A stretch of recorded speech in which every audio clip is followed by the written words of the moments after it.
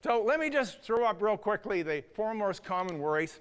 And the four most common worries, I want you to just do a little mental inventory here. They're money, health, family, and job. Be honest with me. How many of you are 4 for 4? Most of us.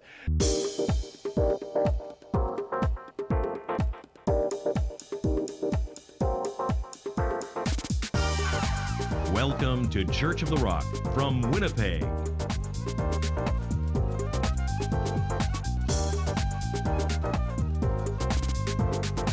Stay tuned to this week's thought-provoking message from Pastor Mark Hughes.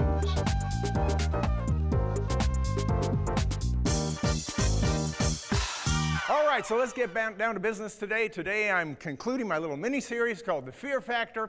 Week 1, we talked about the upside of fear, and I talked about how there were certain fears that were okay to have, and of course there was one fear that was paramount, more important than any other thing. That was the fear of the Lord. A fear that is in desperate short supply in our world today, and if people would learn the fear of the Lord, guess what? All the other fears, they just melt away. And then week 2, we talked about the enemy of faith, and I told you that the enemy of faith is actually not unbelief, it's actually fear, because fear is the antithesis of faith. It is negative faith. And see, faith believes that you will get what you desire. The problem with fear is it believes you're going to get what you dread. Well, today my message is entitled The Insidious Fear. Now, I want to define that word insidious before I go any further. Insidious means this. It means something that is gradual, subtle, sneaky, and has a cumulative effect of bringing harmful results in the end. So if it comes to fear, what would be the insidious fear? What would be the fear that was gradual, it was subtle, it was sneaky, and it was cumulative and led to something harmful? And that would be worry. Worry is the insidious fear. All fear, what we're going to discover today, is that all fear generally begins with worry. Worry is that initial stages that begins in our mind. You all know what worry is. It's when you can't get something out of your head and it's going over and over in your head. We're going to spend more time defining that, but the problem is it leads to anxiety and it leads to full-blown fear. And I don't know any of us, and maybe you're one of the exceptional few, I don't know anybody that doesn't worry once in a while. We all have our little fears and our little phobias, do we not? So here's what we're going to do. We're going to jump into our text. We're actually in the Sermon on the Mount, and Jesus has a few words to say about worry. So let's look at them. They're Matthew chapter 6, verse 25. It says this, "Therefore I say to you, do not worry about your life, what you will eat, or what you will drink, or about your body, or what you will put on. Is life not more than food, and the body more than clothing? Look at the birds of the air, for they neither sow nor reap, nor gather into barns, yet your heavenly Father feeds them. Are you not of more value than they? Which of you, by worrying, can add 1 cubit to his stature? So why do you worry about clothing? Consider the lilies of the field, how they grow. They neither toil nor spin. Yet I say to you that even Solomon in all his glory was not arrayed like one of these. Now if God so clothes the grass of the field, which today is, and tomorrow is thrown into the oven, will he not much more clothe you, O you of little faith? Therefore, do not worry, saying, what shall we eat, or what shall we drink, or what shall we wear? For after all these things the Gentiles seek, for your heavenly Father knows that you need all these things, but seek first the kingdom of God and his righteousness, and all these things will be added to you. Therefore do not worry about tomorrow, for tomorrow will worry about its own things. Sufficient for the day is its own troubles." So, take a stab at it. What do you think Jesus is trying to say? What do you think he's trying to get at? Anybody? Yeah, he's saying don't worry. He says it over and over and over again. He's telling us not to worry. And then he compares us, of all things, to the birds and the flowers and the grass. It seems like an odd comparison, but here's what's interesting about worry that you probably may or may not know. Is that the human being is the only species on the planet Earth with the capacity and ability to worry. Did you know that no other species worries? Animals don't worry, plants don't worry. Do you know that your grass did not worry this summer that it was brown? Now, you were worrying about it, but we actually are the only species that knows even how to worry, and we have this, more complex brain, I understand it, but worry is exclusive to human beings.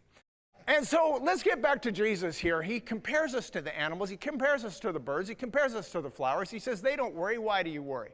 Don't you think God's going to take care of you? And if he doesn't actually tell us exactly how not to worry, have you noticed that? He just tells us to quit doing it. He's essentially saying, stop it. And let me ask you this. How many of you remember a Bob Newhart? First of all, how many of you remember Bob Newhart? How many remember the Bob Newhart skit he did for Mad TV television show? How many of you remember that? And it's called Stop It. And you're going to have to go look this up on YouTube. It's the funniest thing you'll ever see. So Bob Newhart is playing a psychologist. This woman comes in, and he says he can heal her of her fears for $5. And so he says, what's your problem? She says, I have this worry that I'll be buried alive in a box. He says, I can cure you with 2 words. Are you ready for this? And she said, should I write them down? He says, well, you can write it down if it makes you feel better, but most people can remember them. So he says, are you ready? Stop it! And you've never seen this? You're going to see it's super funny. And he's just yelling at her the whole time. Stop it! And she says, but stop it! And that's his entire curative thing, is just telling her to stop it. And I'm reading this about worry, and I can't help but feel like Jesus is saying to you, stop it!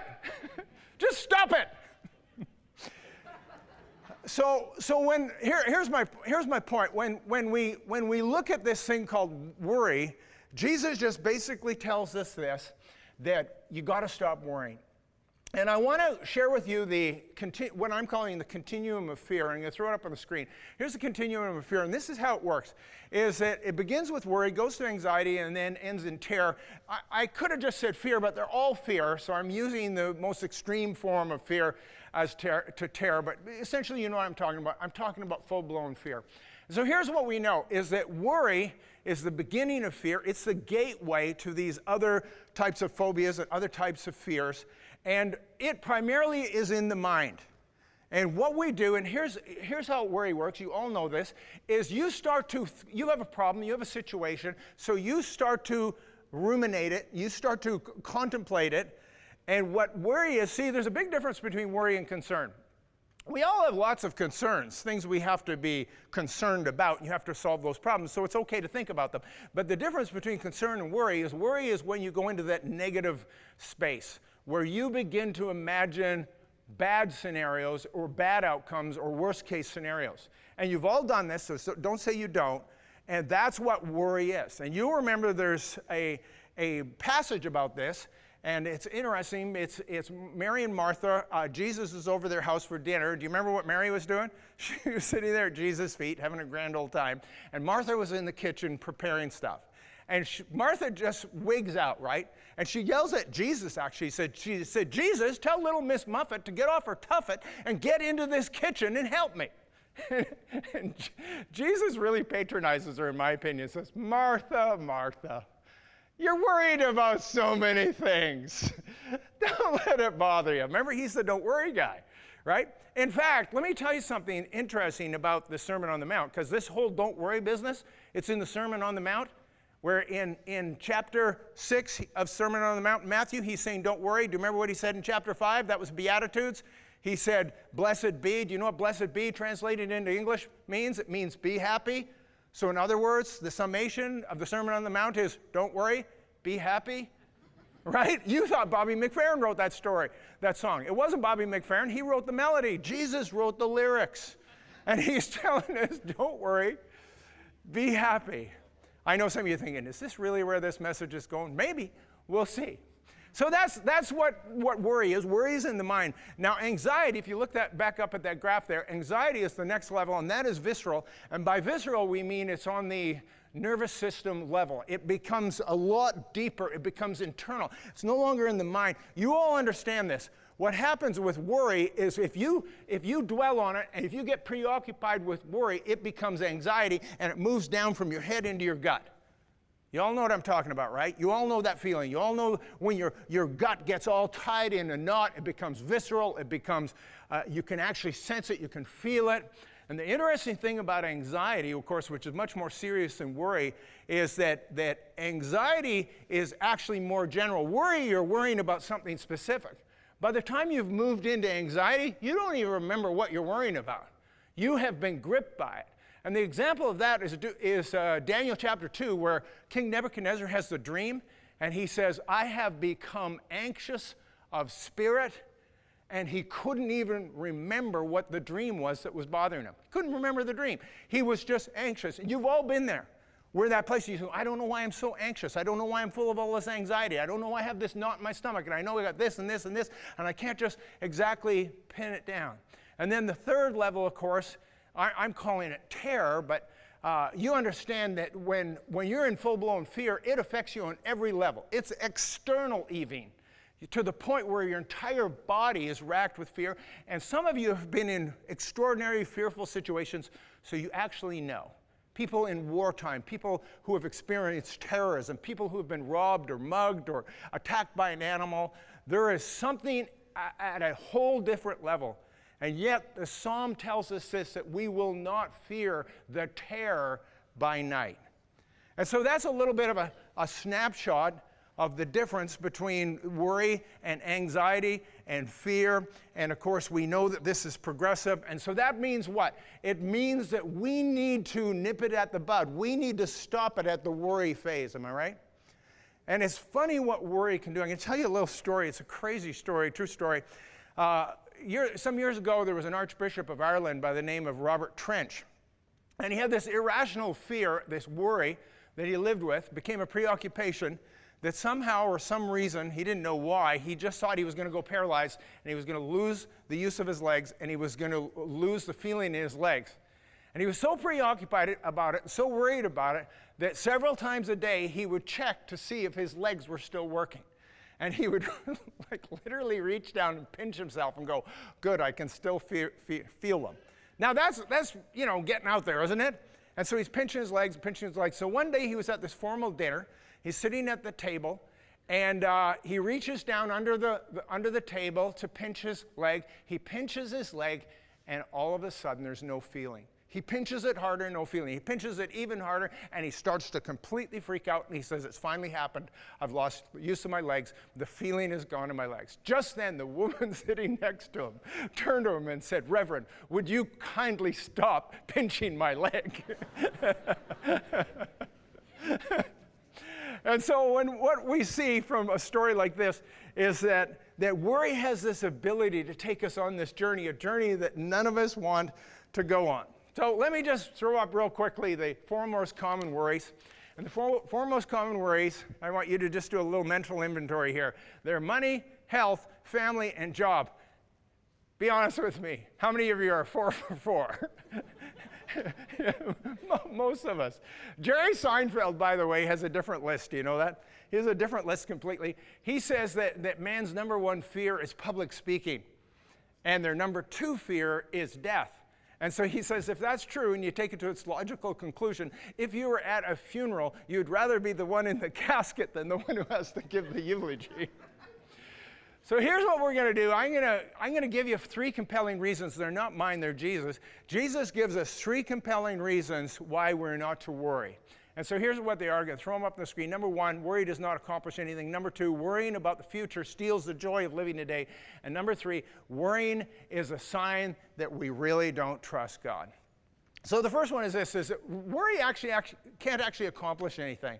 And he uses this example. He says, which of you by worrying can add 1 cubit to your stature? I'm thinking, I don't know what a cubit is, but I don't think I really want one. And actually, I do know what a cubit is. Do you know what a cubit is? It's the distance from your elbow to your forefinger. It's about 18, 20 inches. Most of you don't actually want a cubit more in height. Like for me, you can tell I'd be over 7.5 feet tall. So I'm not really wanting this cubit thin that he's talking about here. And so he says, here's the point, is that it's not that you're going to get taller from worrying. The point he's making is this, is that worry is not going to accomplish anything. So I want to show you, I'm going to throw it up on the screen again. These are worry by the numbers. And I want you to just think it through for a minute. So 40% of the things we worry about are never going to come to pass. That's like worrying about being hit by a meteor. It's not probably going to happen. Well, it's not going to happen. So there's no point worrying about it. 30% of your worries actually are things that happened in the past, so you can't change them, so no point in worrying about them because they already happened, right? Number 3 is that 12% are to do with criticism from others, which again you can't change. 10% are related to your health. Here's my conclusion. And if you worry about your health, it's just going to get worse, so no point worrying about that. So 8% are somewhat considered to be legitimate concerns. And so we worry about stuff. Here's my point. Maybe there's 8% of something you should be worrying about. But for the most part, 92% of what we worry about, we shouldn't be worrying about. It's not doing you a hill beans a good in your life, right? My mother phones me up this week. You love my mother's stories, don't you? You do know I love my mom, right? I do love her, and she's been such a great source of sermon illustrations. And so anyway, my mother phones me up this week, and she says, Mark, I'm worried about your brother. I say, why are you worried? So she tells me, I said, you know what? I talked to him this week. He's fine. You shouldn't worry about him. She says, well, I can't help it. I have to worry about him. I said, no, you don't have to worry about him. You're going to have to find something else to worry about. She said, I don't want to worry about anything else. I said, well, you're going to have to find something else because this is a pointless thing to worry about, so you're going to have to come up with something else to worry about. She says, I don't want to worry about something else. I said, well, good. I think we've solved this, haven't we? She says, you make it sound like worry is a choice. I said, actually, it is a choice. She says, you are such a pain. Why do I even call you? She says, don't you worry about anything, she says. I said, no, I'll tell you why I don't worry. Worry is sin. And if I'm going to sin, I'm going to do something a lot more fun than worry.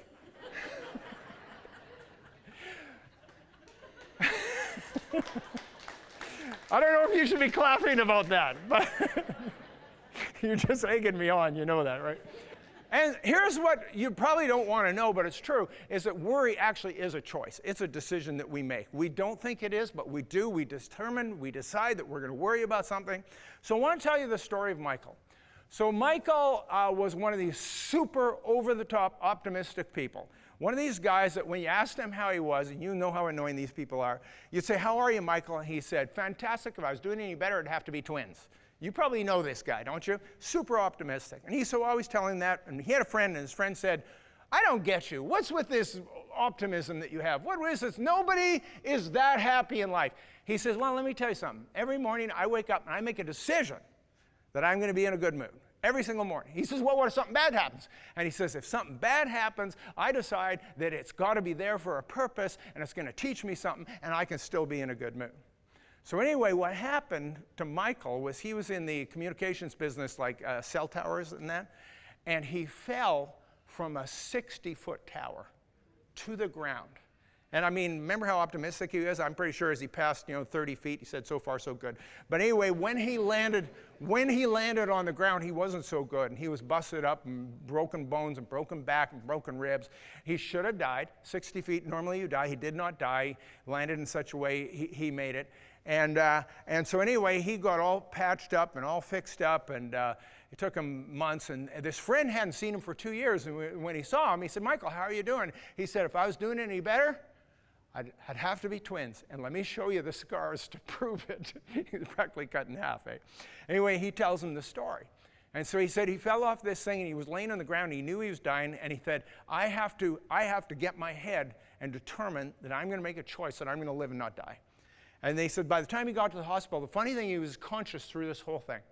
He never went unconscious. And when he got to the hospital, he said he could see the concern on the doctors' and the nurses' faces, and he could tell they didn't think he was going to make it. And they were about to give him these medications, and they said to him, because he was lucid, they said, are you allergic to anything? And he said, yes, gravity. and they started laughing, and he says, now that I got your attention, he says, do me a favor and operate on me like I'm going to live, not like I'm going to die. And of course, they did, and he made it, and he recovered, and his life came back. And you see, that's the power of not worrying. I mean, we can get to the point where, see, worrying has no power to do anything positive whatsoever in our lives. It is completely hopeless and worthless. So that's the first thing. Second thing is this. Worrying about the future steals the joy of living for today. See, what did Jesus said? He said, don't worry about tomorrow. Tomorrow has worries of its own. He says, sufficient is for the day its own troubles. He says, don't you have enough trouble today? I love how matter of fact Jesus is about this. Are things bad enough today? You don't need to worry about tomorrow. And that's what's sort of interesting about worrying is we're always pushing off and worrying about things that are in the future when we've got enough struggles on our own. And here's the challenge with worry is that worry has the potential of paralyzing us.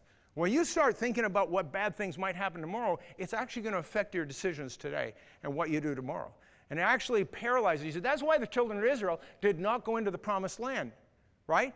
The spies go in and they come back and they said, there are giants in the land. We are as grasshoppers in our own sight and also in theirs. How did they know they were grasshoppers in the giants' own sight? How did they know? Did they ask? And they said, what do we seem like to you? Do we seem like squirrels, chipmunks, grasshoppers? I mean, where'd the grasshopper thing come?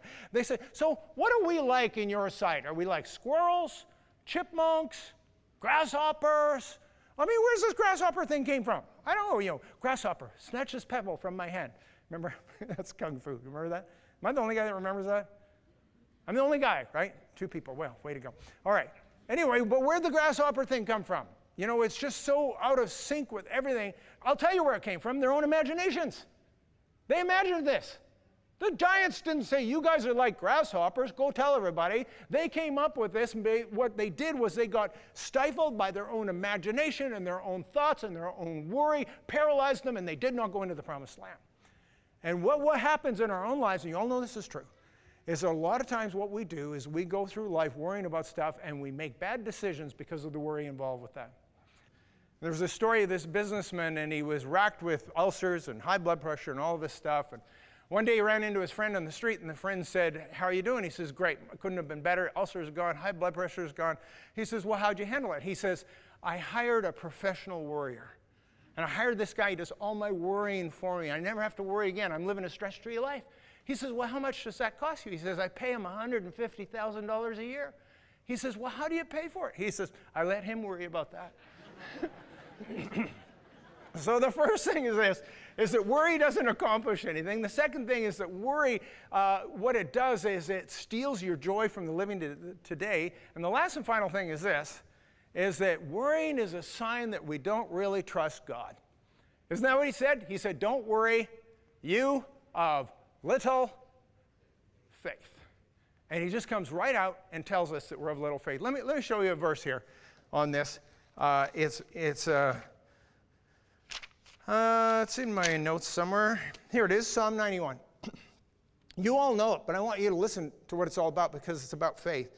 He says, Psalm 91:1, he says, he who dwells in the secret place of the Most High shall abide under the shadow of the Almighty. I will say to the Lord, he is my refuge and my fortress, my God, in him will I trust. Surely he will deliver you from the snare of the fowler and from the perilous pestilence.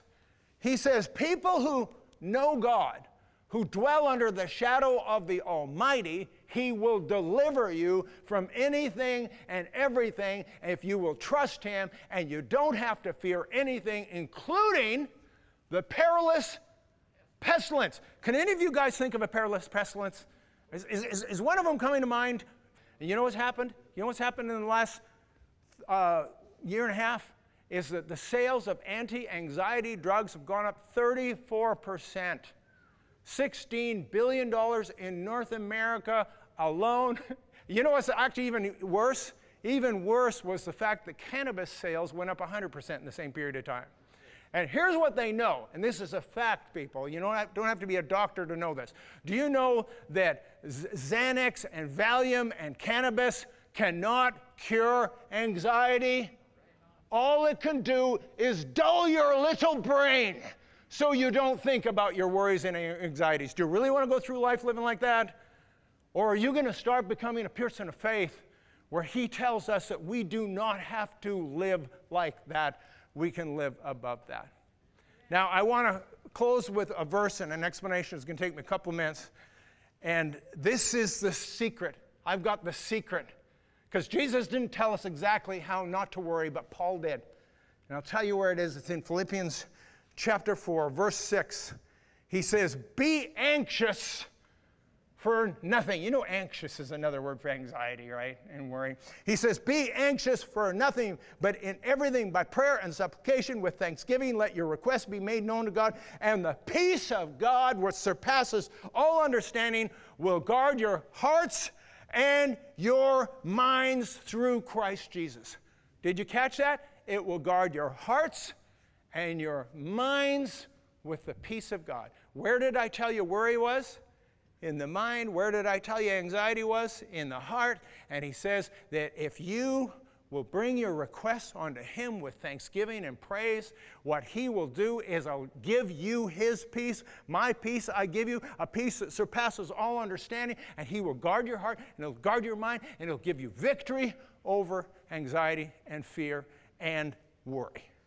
Now I'm going to end with one little illustration here that you'll all know, and I know it's going to be a visual that you'll be able to take home with you. Some of you, literally, here's Confusion Corner on the way to downtown. You all know Confusion Corner. If you grew up in Winnipeg, you know how to navigate this little circle, don't you? Down there where Osborne and Pembina and Corden and Donald come together. If you were here for the first time in Winnipeg and you came across that sign, would you have a hot clue what to do? You all know how to navigate it, but if you're a visitor here, you can go stand at that corner and watch people and how confused they are. You can see them trying to make left turns onto Pembina or onto Corden, and it's very funny, especially when they get a ticket for doing it. And it is just like the craziest thing. We all know where Confusion Corner is. Every Winnipeg knows it. Every person's been through it. Every one of us knows how to navigate it. And I got news for you today that Philippians chapter 4 is the answer to Confusion Corner. You ready for this? Here's what it really looks like. That's what it is. And so what we have here, and you all know this picture. You've all driven this thing. And so there's only one way for you to really go in my analogy, and that's straight north. Straight north to the North Star. Straight north to Jesus. Straight north to the peace of God. You just keep trucking, because if you turn right, you're headed over to worry. And if you go into worry, you might take that roundabout and you might end up in anxiety, or worse yet, you're going into self-penitent, and we know that's terror, right? And I want you to consider this, because God has given us the remedy for this. We do not have to worry. Don't think that he's just saying, stop it. He's not saying just stop it. He's telling us how to stop it. He says what we do is we come to him and we make our requests known, whatever concerns we have. He said, cast your cares, worries upon me, for I care for you. And understand this, that God has given us the remedy for every concern, every fear, every anxiety in this world. All his promises are yes and amen. He has given us promises on every single thing in life, and when we do not understand and we worry about the things of this life, all we're doing is revealing our lack of faith. There are promises for everything. There are promises for your finances. He said that God will cause you to be blessed in all things and prosper even as your soul prospers. He has said that concerning your health, that by his stripes you were healed. He has said of your kids, they shall be trained up in the nurture and the admonition of the old Lord, and if you train them up in that way, when they are old, they will not depart. He says of your marriage, that marriage is blessed of the Lord, the bed undefiled, and he says, whom God has joined, let no man put asunder. We have promises on every single thing that pertains to life and godliness. That's why we don't have to live in fear. We don't have to live in worry. We don't have to live in anxiety. That he has not given you a spirit of fear, but of power and love and a sound mind. Greater is he who is in you than he that is in the world. And if God be for you, who can be against you? You are free indeed, free indeed. Thank God Almighty, you are free indeed. Let's stand together.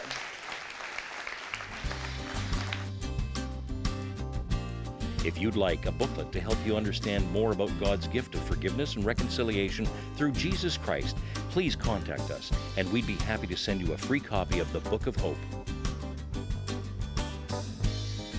Visit our website at www.churchoftherock.ca. Thank you for watching, and God bless you.